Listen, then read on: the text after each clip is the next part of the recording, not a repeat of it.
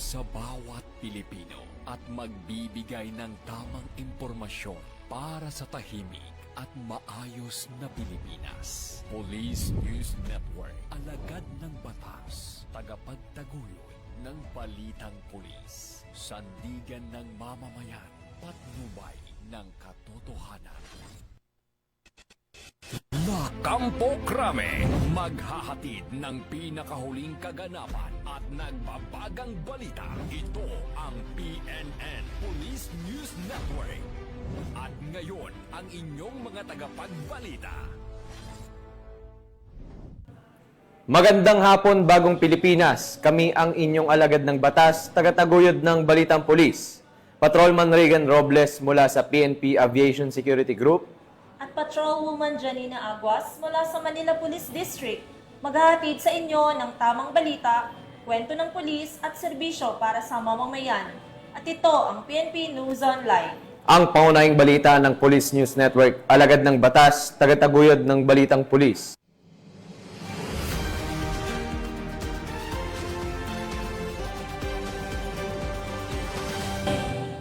Narito ang mga balitang dapat niyong abangan.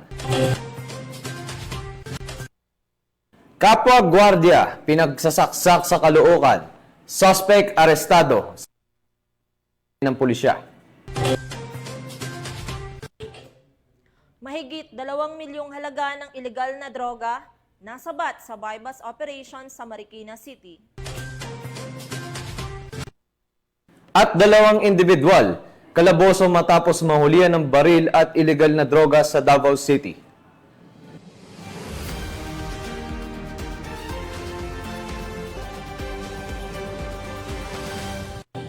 Narito ang mga balitang hatid ng ating PNN correspondents mula sa iba't ibang panig ng bansa.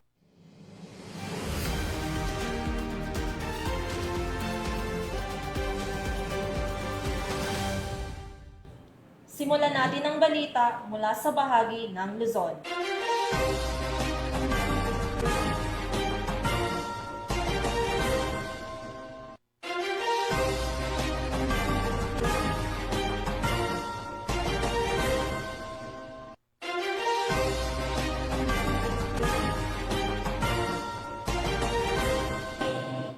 Nasabat ng Marikina City PNP ang tinatayang mahigit 2 milyong pisong halaga ng ilegal na droga sa matagumpay na bypass operation na isinagawa sa nasabing lungsod. Ang naturang operasyon ay nagresulta sa pagkakaaresto ng isang high-value individual na matagal nang minamanmana ng mga otoridad. Nakibalita dyan si Patrolman Reynan Jade Graver.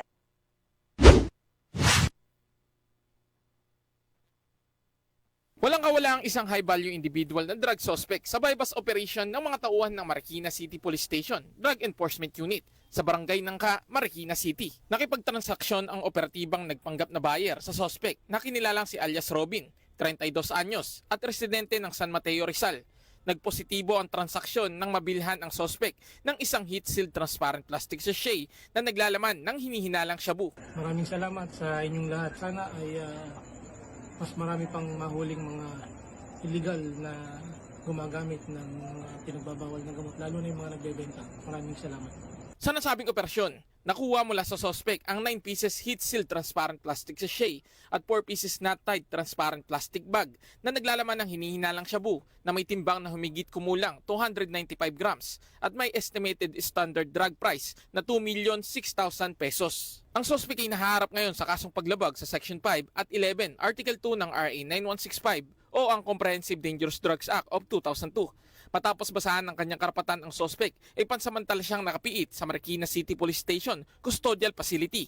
Samantalang ang mga nakumpiskang ebidensya naman ay nasa kustodiya na ng EPD Forensic Unit para sa kaukulang eksaminasyon at disposisyon. Mula dito sa Eastern Police District, ako po ang inyong PNN correspondent, Patrolman Reynan Jade Gravera, alagad ng batas, tagataguyod ng Balitang Pulis. Maraming salamat, Patrolman Gravera. Sa mabilis na pagresponde ng mga tauhan ng Caloocan City PNP, arestado ang isang security guard matapos itong pagsasaksakin ang kanyang kapwa-gwardiya sa lungsod ng Caloocan. Ang report mula kay Patrolwoman Glazel Ann Esperanza.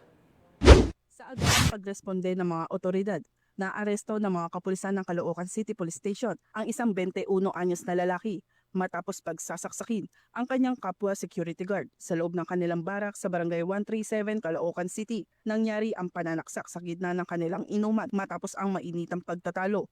Kumuha ng pataliman suspect at sinaksak ang biktima bago tumakas. Sa kabutihang palad, isang saksi ang nakahingi ng saklolo sa mga nagpapatrulyang mga kapulisan. Agad nilang inikutan ang lugar at naaresto ang tumakas na suspect. Dinala agad ang biktima sa ospital na kasalukuyan nagpapagamot matapos magtamo ng mga saksak sa iba't ibang bahagi ng katawan, habang isinailalim naman sa medical na eksaminasyon ng suspect bago i-turn over sa mga investigador para sa kaukulang disposisyon. Na-recovery sa crime scene ang ginamit na patalim. Patuloy ang investigasyon sa kasong frustrated homicide. Mula rito sa Northern Police District, ako po ang inyong PNN correspondent, Patrolwoman Glacelan Esperanza, alagad ng batas, tagataguyod ng Balitang Pulis. Maraming salamat, Patrolwoman Esperanza. Naaresto ng pulisya ang isang most wanted na individual sa isinagawang operasyon sa bayan ng Piat, Cagayan dahil sa kasong paglabag sa Republic Act 9262 o ang Anti-Violence Against Women and Their Children Act of 2004. Corporal Roldan Guiab sa report. Arestado ang isang most wanted person sa isinagawang operasyon ng kapulisan sa bayan ng Piat, Cagayan nito lamang 16 ng Hunyo taong kasalukuyan. Kinilala ang suspek na si alias Makoy, 43 taong gulang, isang taxi driver at residente ng nasabing bayan. Inaresto siya sa bisa ng warrant of arrest na inilabas ni Honorable Edmar P. Castillo Sr., presiding judge ng Regional Trial Court sa Tuaw, Cagayan. Nahaharap si Makoy sa 4 na bilang ng paglabag sa Republic Act 9262 o ang Anti-Violence Against Women and Their Children Act. May itinakdang kabuang piyansang 288,000 pesos para sa kanyang pansamantalang kalayaan. Ang operasyon ay sinagawa ng pinagsanib na pwersa ng Piat Municipal Police Station, Provincial Intelligence Unit ng Cagayan Police Provincial Office, 202nd Maneuver Company ng RMFB2 at 4th Mobile Force Platoon ng 1st Cagayan Provincial Mobile Force Company. Patuloy ang pagtutok ng Piat Police Station at iba pang unit ng PNP sa paghuli sa mga individual na may kinakaharap na kaso upang mapanagot sa batas. Mula dito sa lalawigan ng Cagayan, ako ang inyong Police News Network Correspondent, Police Corporal Guiab, alagad ng batas, tagataguyod ng Balitang Pulis. Maraming salamat, Corporal Guiab. Nasa kote ng mga operatiba ng Northern Police District Drug Enforcement Unit ang isang lalaki sa isinagawang bypass operation sa lungsod ng Valenzuela, kung saan nakumpiska mula sa kanya ang tinatayang 80 gramo ng hinihinalang shabu. Muling magbabalita dyan si Patrolwoman Glacelan Esperanza. Sa kabila ng masamang panahon at pagbuhos ng ulan, matagumpay pa rin naisagawa ng mga operatiba ng Northern Police District Drug Enforcement Unit, katuwang ang Substation 7 ng Valenzuela City Police Station, ang isang anti-illegal drug operation sa Barangay Bignay, Valenzuela City. Naaresto sa operasyon ang isang hinihinalang tulak ng illegal na droga na kinilalang si alias Eseng, 33 anyos, isang construction worker. Nasamsam mula sa kanyang 80 grams ng hinihinalang shabu na may standard drug price na 544,000 pesos. Ang naturang operasyon ay bahagi na pinaigting na kampanya laban sa illegal na droga sa ilalim ng Simultaneous Anti-Criminality Law Enforcement Operations o SACLEO. Patunay ito na kahit umuulan, hindi hadlang ang panahon sa patuloy na pagtugis sa mga sangkot sa ipinagbabawal na gamot. Ang nakumpiskang ebidensya ay isa sa ilalim sa pagsusuri ng Northern Police District Forensic Unit, habang ang suspect ay naharap sa kasong paglabag sa Section 5 at Section 11 ng Article 2 ng Republic Act 9165 o ang Comprehensive Dangerous Drugs Act of 2002. Mula rito sa Northern Police District, ako po ang inyong PNN correspondent, Patrolwoman Glacelan Esperanza, alagad ng batas, tagataguyod ng Balitang Pulis. Maraming salamat, Patrolwoman Esperanza. Mas pinaigting ng Nueva Ecija PNP ang presensya ng kapulisan sa iba't ibang paaralan sa buong lalawigan bilang bahagi ng seguridad at kaayusan sa pagbubukas ng klase ngayong Balik Eskwela 2025. Yan ang balitang hatid ni Patrolwoman Janice Bulahaw. Umabot sa 246 na pulis ang ipinakalat ng Nueva Ecija Police Provincial Office sa kabuuang 104 pampubliko at pribadong paaralan sa buong lalawigan para sa pagbubukas ng klase. Ayon kay Police Colonel Ferdinand D. Hermino, Provincial Director ng NEPO, nagtayo sila ng 32 Police Assistance Desk malapit sa mga paaralan upang tumulong sa mga mag-aaral, magulang at mga kawani ng paaralan. Bukod dito, 89 pulis ang nakatalaga sa mobile patrols habang 66 naman ang magsasagawa ng foot patrols sa mga lugar na matao at itinuturing na critical zones. Nais naming masigurong makakabalik sa paaralan ang ating mga kabataan ng walang takot at ligtas mula sa anumang kapahamakan. Ang ating mga pulis ay naroon upang magbigay ng proteksyon, gabay at suporta, ani ni Police Colonel Hermino. Dagdag pa niya, ang presensya ng kapulisan ay isang pagpapahayag ng paninindigan sa paglikha ng isang ligtas at mapayapang kapaligiran na angkop sa pagkatuto. Sa lungsod ng Cabanatuan, 26 na pulis din ang itinalaga bilang bahagi ng seguridad para sa pagbubukas ng taong panuruan 2025-2026. Ang naturang inisyatibo ay alinsunod sa direktiba ng pamunuan ng Philippine National Police na tiyakin ang maayos, payapa at ligtas na pagbubukas ng klase sa buong bansa. Patuloy rin ang NEPO sa pagbibigay ng seguridad at serbisyo publiko sa lalawigan ng Nueva Ecija. Mula dito sa gitnang Luzon, ako ang inyong PNN correspondent, Patrolwoman Janice Bulahaw, alagad ng batas, tagataguyod ng Balitang Pulis. Maraming salamat, Patrolwoman Bulahaw. Matagumpay na isinagawa na ang kauna-unahang Provincial Youth Development Session sa lalawigan ng Apayao sa pangunguna ng kapulisan. Katuwang ang pamahalaan at iba pang ahensya ng gobyerno. Alamin ang mga naging kaganapan mula kay Patrolwoman Jezebel Moyaw.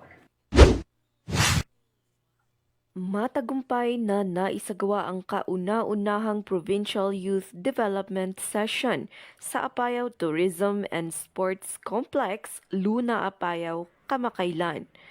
3 araw itong isinagawa sa pagtutulungan ng 1st Apayao Provincial Mobile Force Battalion, 1505th Maneuver Company RMFB 15, at pamahalaang panlalawigan ng Apayao, katuwang ang mga Youth Development Focal Persons ng DSWD, SWAD, PLGU at mga lokal na opisyal ng kabataan.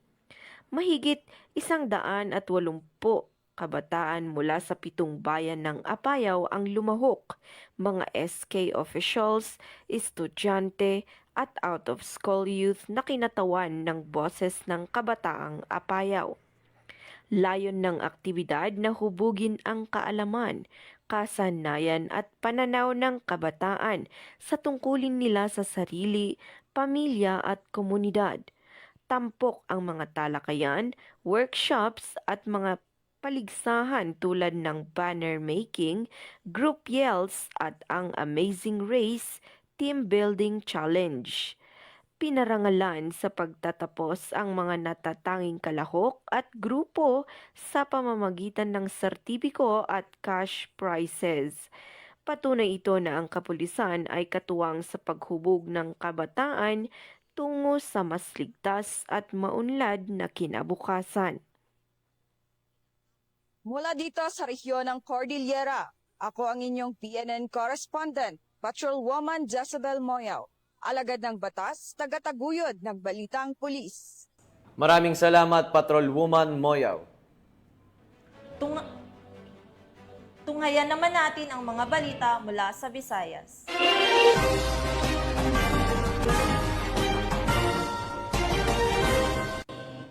Nakumpiska ang mahigit 2 milyong pisong halaga ng shabu mula sa 2 high-value individual sa isinagawang anti-illegal drug operation ng mga otoridad sa city proper, Iloilo City. Patuloy naman ang PNP sa pinaigting nitong kampanya laban sa ilegal na droga. Sa ilalim ng direktiba ni PNP Chief Police General Nicolas Torre III, upang masawata ang operasyon ng mga sindikato at masiguro ang kaligtasan ng bawat komunidad sa bansa.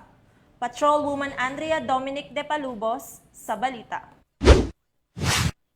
Sa walang humpay na operasyon ng mga kapulisan sa rehiyon ng Western Visayas laban sa iligal na droga, matagumpay na naaresto ng kapulisan ang dalawang high-value individual sa Zone 3, Barangay Tansa, Esperanza City proper. Nito lamang 17 ng Hunyo taong kasalukuyan. Sa pangunguna ng Regional Police Drug Enforcement Unit, naaresto ang mga sospek na kinilalang sina alias Jerbel, 41 taong gulang at alias Sander, 37 taong gulang at pawang mga naitalagang high-value drug personalities. Nakuha sa mga nahuling sospek ang humigit kumulang 305 gramo ng pinaghihinalaang shabu na may market price value na tinatayang 2,074,000 piso kalakip ang buy-bus money at iba pang mga non-drug items. Kasalukuyang nasa kustudiya na ng pulisya ang mga sospek para sa tamang dokumentasyon at haharap sa kasong paglabag sa RA 9165 o ang Comprehensive Dangerous Drugs Act of 2002. Binati naman ni Police Brigadier General Jack L. Wangki, Regional Director ng Police Regional Office 6, ang operating unit sa matagumpay na pagkakaaresto sa mga drug personalities. Ang matagumpay na akbang na ito ng ating mga kapulisan ay isang patunay na hindi tumitigil ang Philippine National Police upang masigurado at mapanatili ang kaayusan ng komunidad sa rehiyon.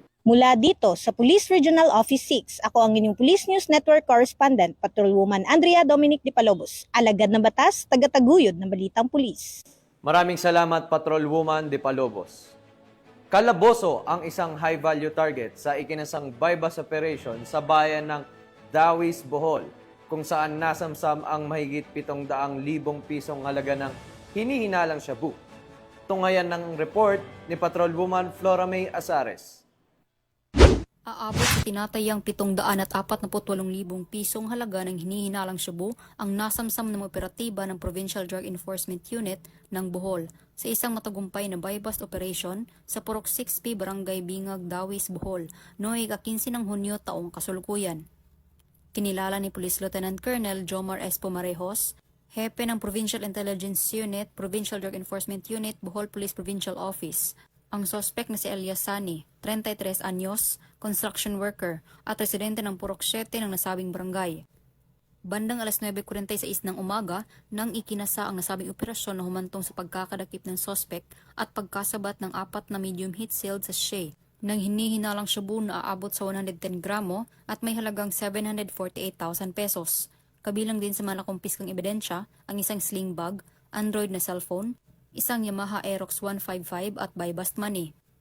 Kasalukuyang nasa kustudiya ng Dawis Municipal Police Station ang sospek at inihahanda ang pagsasampa ng kasong paglabag sa Section 5 at 11, Article 2 ng Republic Act 9165 o Comprehensive Dangerous Drugs Act of 2002.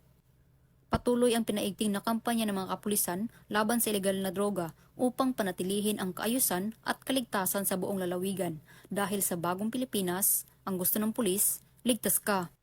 Mula dito sa Central Visayas, ako ang inyong PNN Correspondent, Patrolwoman Flora May Azares, alagad ng batas, tagataguyod ng balitang pulis. Maraming salamat, Patrolwoman Azares. Narito naman ang mga balita mula sa bahagi ng Mindanao.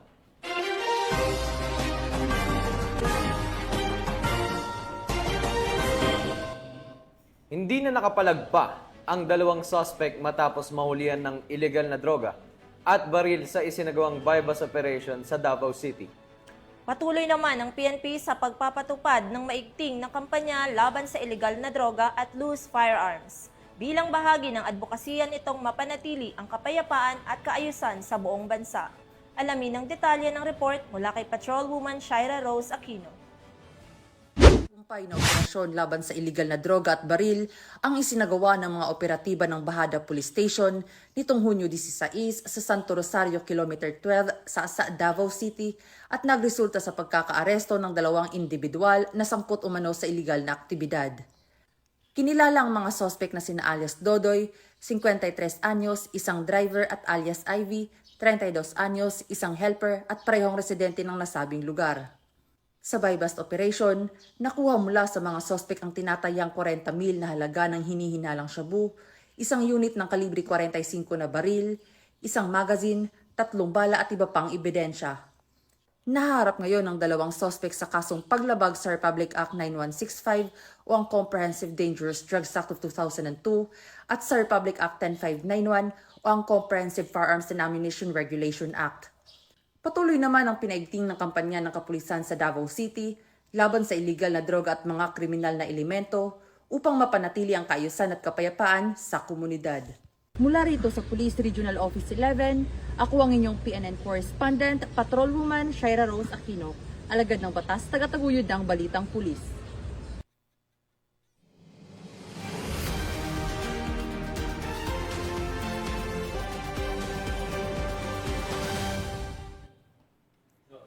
At para sa uling balita, aktibong nakiisa ang mga opisyal ng Cotabato City Police Office sa isinagawang coordination meeting para sa nalalapit na nationwide simultaneous earthquake drill bilang bahagi ng paghahanda ng lungsod sa mga sakunang dulot ng lindol.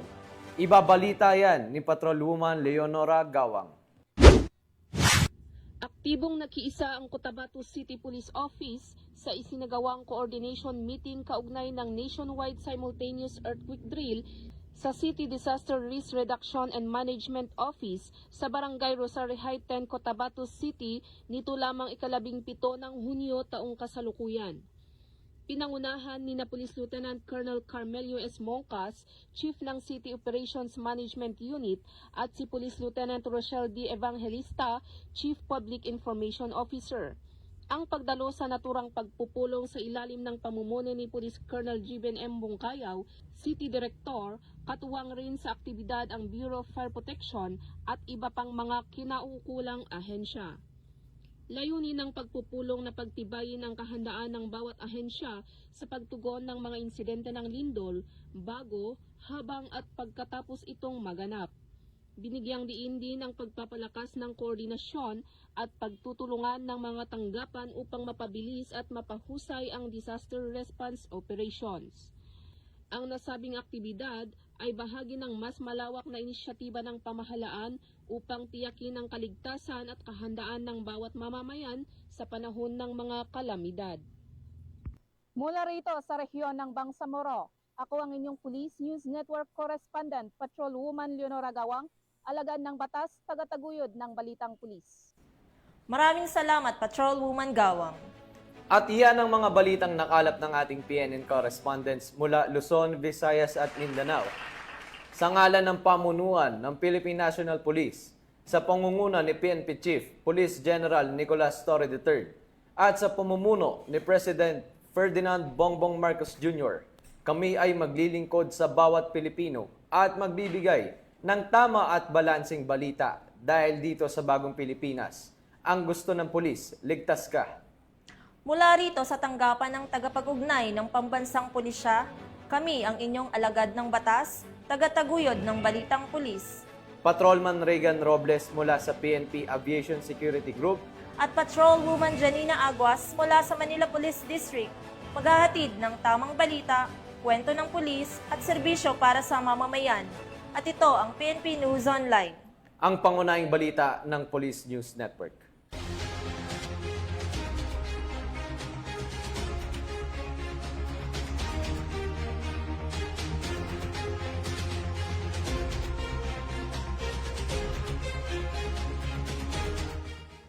Police News Network, alagad ng batas, tagapagtaguyod ng balitang pulis.